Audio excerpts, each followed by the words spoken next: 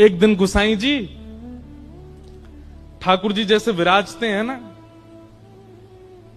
तो जहां विराजते हैं वहां पीछे जैसे हमने मसनद लगाई है, ऐसे ही ठाकुर जी की कमर पे टेक के लिए गुसाई जी ने एक गद्दी बनवाई, और गद्दी बनवाई, यहां मसनद लगाई, यहां मसनद लगाई। ठाकुर जी बोले, जे कहा कर रहे हो?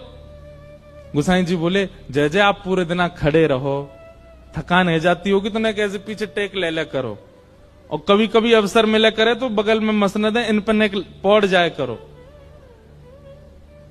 ठाकुर जी बोले, मो यहां में सुख ना मिले। तो बोले, कैसे सुख मिलेगा? बोले, तुम लेटो नीचे।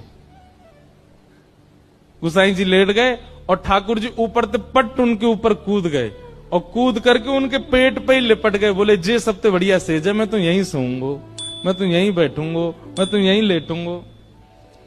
और गुसाई जी से कहें, गुसाई जी आप पीछे बैठो और आपके पेट जो नेक्स्ट जो पेट निकलो, या ते टेक लगा के बैठूंगा मैं, मोई ये गद्दी ना चाहिए, मोई मसनद ना चाहिए, मैं तो लाला हूं, लाला तो गोद में बैठे। गुसाई जी बोले, जय जय कहावे हो, आप मौका को बना रहे हो? अरे जा में इतनी मिश्री डाल दी है, मेरे सबरे होठ चिपक गए, बहुत मिश्री पड़ गई है, बहुत मीठा है गो है, मेरा मन ना कर रहा यार पीवे को।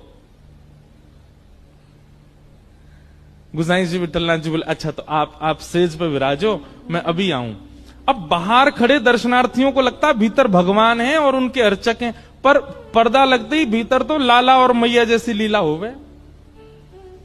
ठाकुर जी को फिर उठाते हैं, सेज पर खड़ा करते हैं, ठाकुर जी फिर ऐसे खड़े हो जाते हैं सबके लिए, और जैसे पर्दा खुले ठाकुर जी ऐसे सब कहें, जय हो गोवर्धन नाथ की जय हो।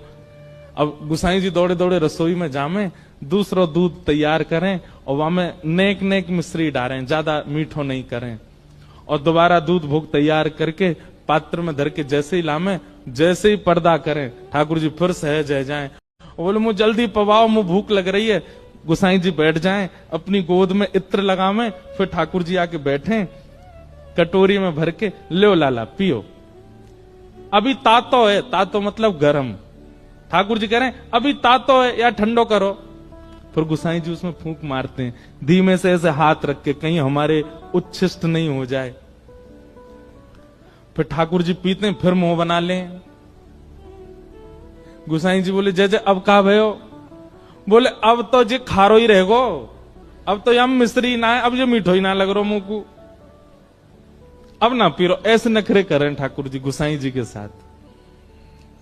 गुसाई जी के, देखो लाल जी, ये नखरेबाजी मत करे करो, ये सत्य घटना है, भक्तमाल जी में वर्णन है। गुसाई जी कह रहे हैं, ऐसे नखरे मत करे करो, कभी क्यों मिश्री ज्यादा है, कभी क्यों मिश्री कम है, दूध ना पीनो तो ऐसी मना ना, पीनो तो है पर आनंद ना आ रहा, मुझे सुख ना मिल लो यहां में। गुसाई जी बोले, रुको फिर ते कछु करूं। फिर ते उठा के खड़े किए, फिर यूं खड़े है गए, पर्दा खोल के गए मंदिर में जाके, रसोई घर में जाके, अब तीसरा दूध औटायो, बा में मिश्री डारी ना, दूध औटा के दूध अलग लाए, मिश्री अलग लाए, और ठाकुर जी के सन्मुख पधरा के बोले, जे रही मिश्री, जे रही दूध, अपने आप मिलाओ, जितनी चाहिए पी लो। ठाकुर जी के नेत्र सजल है गए। ठाकुर जी बोले, मैं तो तुम्हारो लाला हूं, मुंह पे मिलानो आवे ही ना है, मुंह पतो ही ना है मिश्री कैसे डारें, मुंह पतो ही ना है या दूध को ठंडो कैसे करें।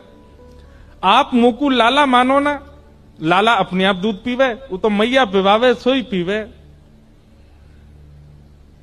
गुसाई जी बोले, आज तुम्हारी दूध पीवे की इच्छा ही ना है, सही बात तो जे है, लेकिन लाल जी दूध ना पियोगे तो गाल सबरे पिचक जाएंगे तुम्हारे, पतरे दुबरे है जाओगे, नेक्स्ट तो पेट तुम्हारो बाहर निकल आओ, भीतर चलो जाएगो, एक गदमदरा से तुम्हारे हाथ है गए सबरे सूख जाएंगे, और जैसे ही तुम सूखे सूखे से है जाओगे, फिर किशोरी जी आपको रास में ना ले जाया करेंगी। सोई ठाकुर जी ने सबरो दूध लियो और लेके मुंह धर के पी गए।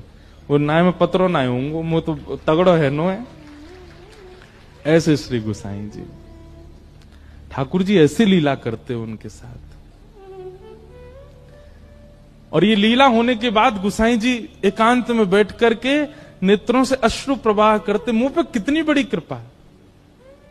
ये ठाकुर जी मुझसे कितनो प्रेम करें, ये मुंह पे कितनो प्रेम न्योछावर करें।